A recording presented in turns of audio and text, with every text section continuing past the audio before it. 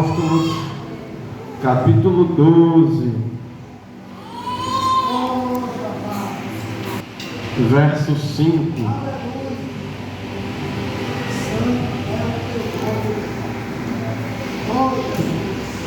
Atos 12, verso 5. Quem foi encontrando, fica em pé em reverência à palavra. Quem não tem Bíblia já pode se adiantar. Lembra do que eu falei? Faz bem para perto. Do Senhor. Atos 12, verso 5. Pedro, pois, era guardado na prisão, mas a igreja fazia contínua oração por ele a Deus. Querido Deus e eterno Pai, também já te oro mais uma vez nesta noite, pedindo-te atenção na hora da palavra. Se alguém quiser conversar com você, faça como eu, ative o modo se faz de doido, porque agora a gente quer ouvir Jesus falar conosco, tá certo? Então vamos nos ligar com a palavra de Deus. Irmão, o livro de Atos dos Apóstolos, ele é um livro que vai nos falar a respeito de como a igreja de Jesus foi fundada, de como ela foi perseguida, mas também de como ela se expandiu. 1 ao 28. Isso já é um motivo de grande alegria para todos nós, porque Deus, tendo todo o poder, tendo toda a autoridade, tendo um exército de anjos, de arcanjos, de serafins, de querubins, poderia muito bem levantar um destes para ministrar sua palavra com mais eficácia do que todos nós. Mas Deus olha para nós, seres imperfeitos, e nos dá a responsabilidade de levar a sua palavra. Tudo o que foi feito no livro de Atos dos Apóstolos foi feito levando a mensagem de que Jesus morreu, ressuscitou para dar vida eterna aos pecadores. Como nós, imperfeitos, poderíamos levar essa mensagem com tamanha eficácia? Nós não poderíamos. Então Deus, além de nos entregar a salvação, ainda nos concede o privilégio de sermos templo e morada do Espírito Santo. Então, quando você vê alguém pregando, quando você vê alguém orando, é um vaso de barro nas mãos do Senhor. Porém, o conteúdo que está dentro do vaso é um tesouro inigualável, é um morador muito inteligente, é um morador muito lindo, é um morador muito belo, é um morador que no tempo de angústia ele é consolador, é um morador que no tempo da enfermidade ele é doutor, é um morador que no tempo do esquecimento ele nos lembra que temos um Pai, e esse morador chama-se Espírito Santo de Deus, e ele está aqui nesta noite para falar com cada um de nós e para entregar uma mensagem de encontro ao meu e ao teu coração. Nós somos vasos imperfeitos, mas dentro de nós existe um morador que é perfeito. O apóstolo Paulo fala que o corpo exterior se corrompe, contudo, o interior ele se renova, porque dentro de nós existe um morador chamado Espírito Santo. O vaso ele é de barro, mas nós não podemos nos esquecer que apesar de sermos vasos de barro, nós temos um oleiro que nos faz uma modelagem conforme o que parece bem aos seus olhos.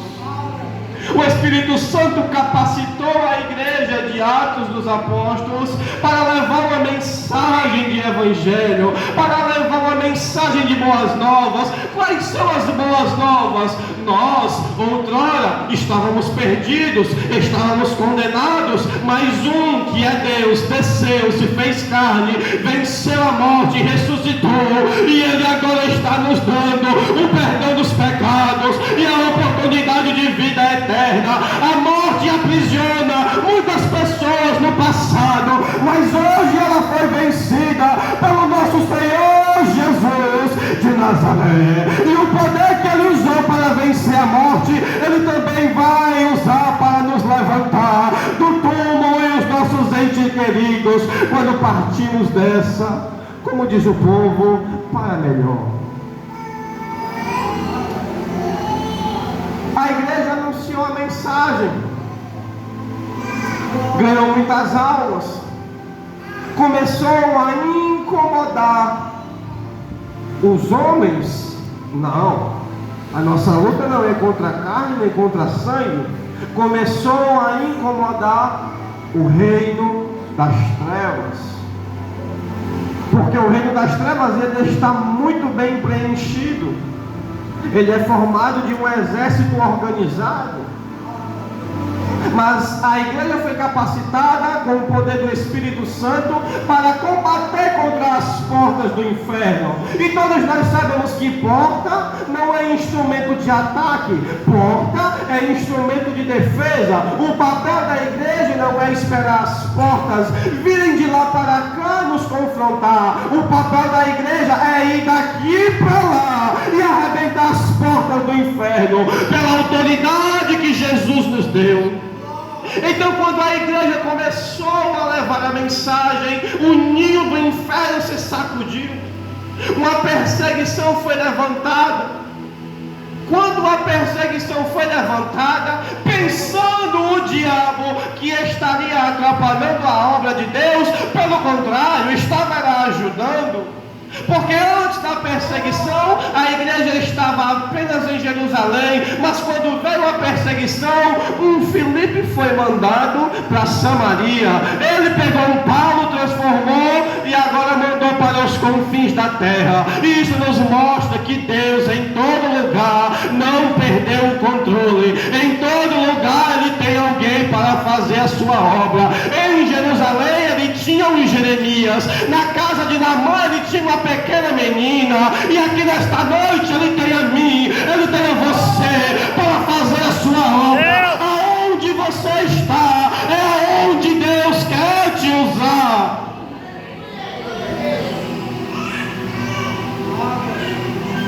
Atos dos Apóstolos, capítulo 12, já é muito avançado. Eu não vou resumir o que aconteceu antes disso, mas o que aconteceu foi que a igreja se multiplicou por todos os reinos da terra. Pessoas de todo o mundo que nunca ouviram uma palavra de esperança, agora estavam provando da graça salvadora de Cristo. Então o que é que aconteceu? Quem estiver com Bíblia, peço que deixe-a aberta, porque eu quero fazer uma exposição desse capítulo 12.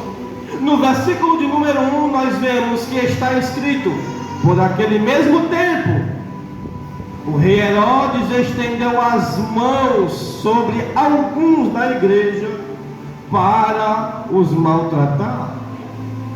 Herodes não é o Herodes do tempo de João Batista. Aqui já era um bisneto dele.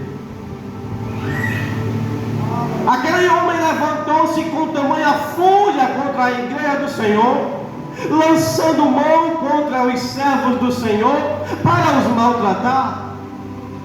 Todos nós sabemos que em dias de campanha, principalmente, a perseguição e a oposição, ela se levanta, os confrontos, as calúnias, os desânimos, as aflições,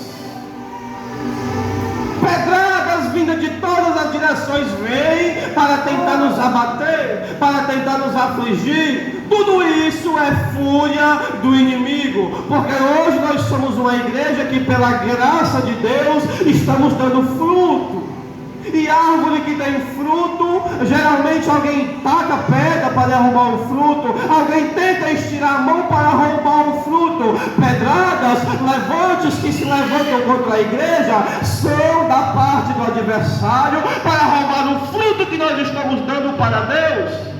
Porém, todos nós sabemos que o Deus que está no céu, Ele nos prova.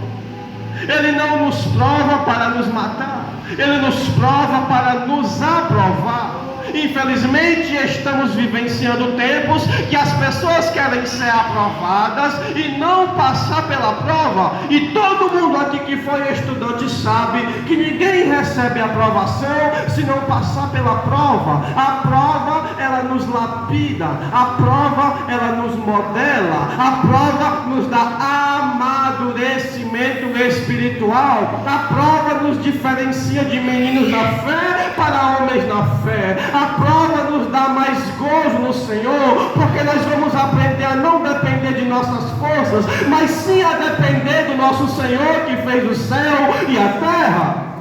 Prova não veio para matar crente espiritualmente. Prova veio para firmar crente na rocha e saber que nós não podemos nada em nós mesmos. Então o que nós devemos fazer? Olhar para o céu, olhar para os montes, de onde vem o nosso socorro, que vem do Senhor Deus, que fez os céus e a terra.